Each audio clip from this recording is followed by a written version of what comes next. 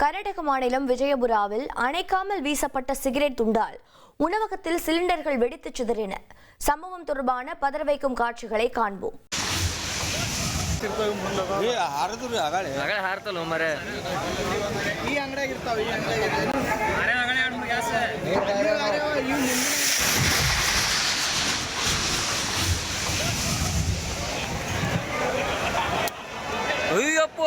ಸುದೀಪ್ ಹಾರದ್ರಿ ಆಗಾಳೆ ಹಾರ್ತಲ್ಲ ಮರೆ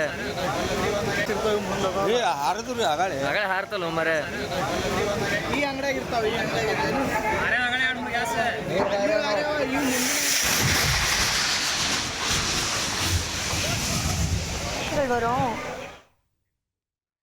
கூடுதல் தகவல்களை செய்தியாளர் பாரதிராஜா வழங்கிட கேட்கலாம்.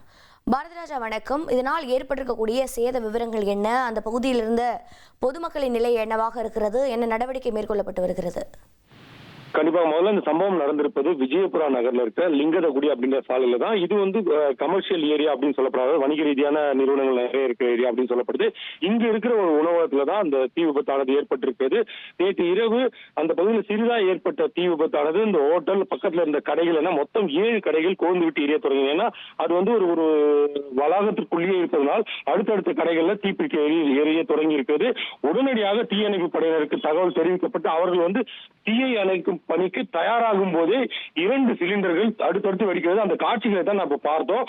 அந்த தீயின் தீவிரம் எவ்வளவு இருக்கிறது அப்படின்றத ஒரு வழியாக தீயை கட்டுக்குள் கொண்டு வந்தாலும் கூட பல லட்சம் மதிப்பிலான பொருட்கள் சேதமடைந்துள்ளது. அதிர்ஷ்டவசமாக எங்க உயிருக்கு எந்த ஆபத்தும் இல்லை. ஒரு 2 பேருக்கு லேசான காயங்கள் என்று மட்டும்தான் சொல்லப்படுகிறது. அதுவும் பெரிய காயம் ஏதும் இல்லை அப்படின்னு தான் சொல்லப்படுது.